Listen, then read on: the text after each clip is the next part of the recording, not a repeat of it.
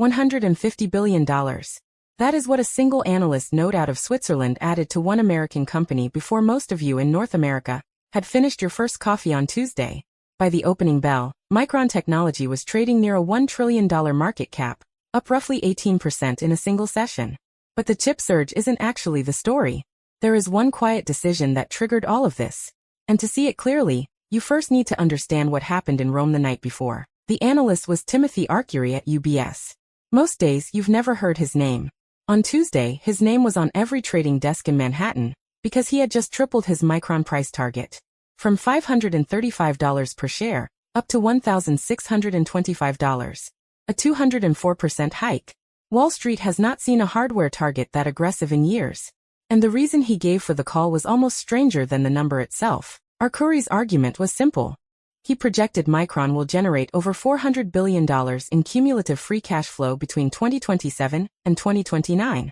That is more cash than Apple has produced over almost any 3-year stretch in its history.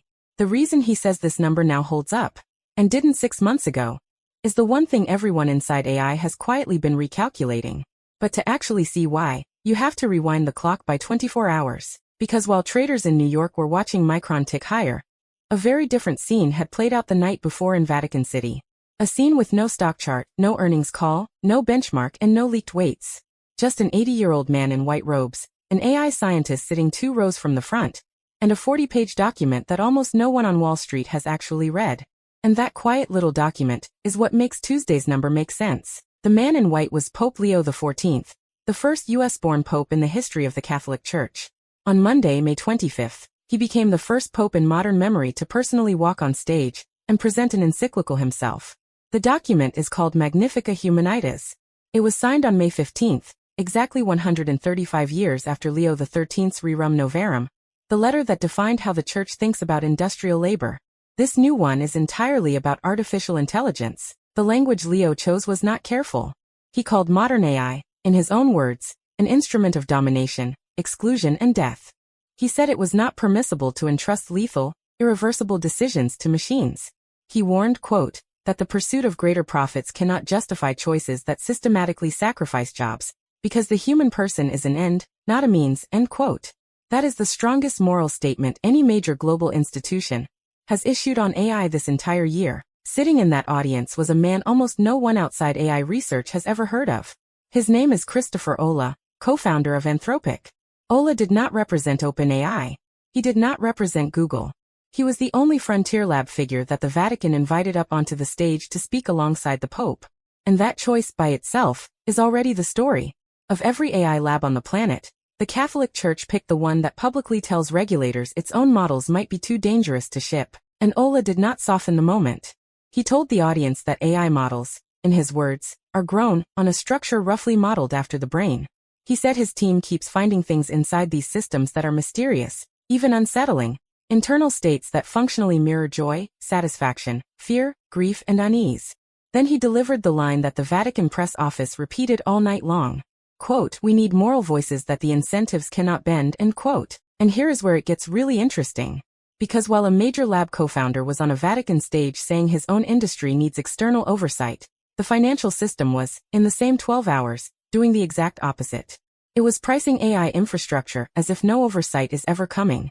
2 scenes, 2 cities, 2 completely opposite signals about the next decade of this technology. And both of them happened inside the very same 24-hour window. By the time European markets opened on Tuesday morning, the cascade had already begun. The S&P 500 climbed to 7516, a fresh all-time intraday high. The Nasdaq Composite pushed past 26,600, also a record. Marvel, Broadcom, and the rest of the AI memory complex all surged in sympathy. The market was not reacting to one good earnings report from one company. It was repricing an entire layer of the AI stack. And the layer being repriced was the one almost nobody used to care about. That layer is memory. Specifically, high-bandwidth memory, the chips that sit physically stacked right next to every NVIDIA AI accelerator on the planet. HBM4, the newest generation, is reportedly sold out through the end of this year. Not partially sold out. Sold out. Every wafer Micron can physically produce in 2026 already has a contracted buyer. Samsung and SK Hynix are in the exact same position. For a commodity industry built on price collapses every 2 years, that is a structural break. Arcuri's note made one claim that quietly explains everything else. He wrote that AI is breaking the traditional memory pricing pattern, because AI gives the company something memory has never had before: predictable, contracted, multi-year demand. For 30 straight years, memory has been the most violent boom-bust industry in all of technology. On Tuesday morning, the largest bank in Switzerland told its clients those cycles are essentially over. That one sentence, buried inside a research note, is what moved $150 billion. But it gets worse for anyone still treating AI as a software bubble. Because if Arcuri is right, the rewiring is not happening in chatbots or apps or productivity tools. It is happening in the deepest, most unglamorous layer of physical infrastructure. The layer that regulators don't fully understand, that the public never sees, and that the Vatican, watching from Rome, has no real jurisdiction over. The Pope spoke about ethics. The market spoke about wafers. And only one of those two things is contractually binding, and the timing here is not random. Nvidia, just last week, posted $58.3 billion in quarterly profit, up more than 200% year-over-year. Data center revenue alone reached $75.2 billion in a single quarter, a 92% jump. Jensen Huang publicly committed to buying back another $80 billion in Nvidia stock. UBS's Tuesday note is essentially the second derivative of that. If Nvidia really sells that many GPUs, every single one of those GPUs needs Micron's memory stacked right beside it. This is the pivot almost no one is naming out loud. For the first time, AI is no longer being priced as a technology cycle. It is being priced as energy, as steel, as fiber optics, as the kind of capital expenditure that takes a full decade to depreciate, and that nobody serious now believes will reverse. The deals back this up. NextEra Energy announced a $67 billion deal to acquire Dominion Energy, the largest U.S. utility merger ever, and explicitly named AI-powered demand as the reason. Think about what that actually means. Memory makers are sold out for the year. Utilities are merging at $67 billion just to feed data centers. Anthropic, the company a sitting pope just publicly endorsed on stage, is now on a $30 billion annualized revenue run rate. OpenAI just closed $122 billion at an $852 billion valuation. None of those numbers belong to a normal hype cycle. They belong to a brand new industrial base being poured in plain sight. And here is where the Vatican story comes all the way back. Pope Leo's encyclical, signed on May 15 and presented Monday night, is the first document of its scale to argue that AI infrastructure is now a moral question, not merely a technical one. Because once an entire industry is treated as permanent, once the financial system underwrites it for a full decade, it stops being a product line. It becomes part of the actual world. And the rules for it have to be set in advance, not after. That is exactly what Ola was asking for from the Vatican stage. He was not asking for a pause. He was not asking for a freeze. He was asking for institutions whose incentives the AI industry cannot bend. Because he, of all people, understands that the cascade you just watched unfold in the last 24 hours, the Analyst note, the trillion-dollar market cap, the sold-out memory line, the utility merger, that cascade is genuinely irreversible. The infrastructure is already being poured.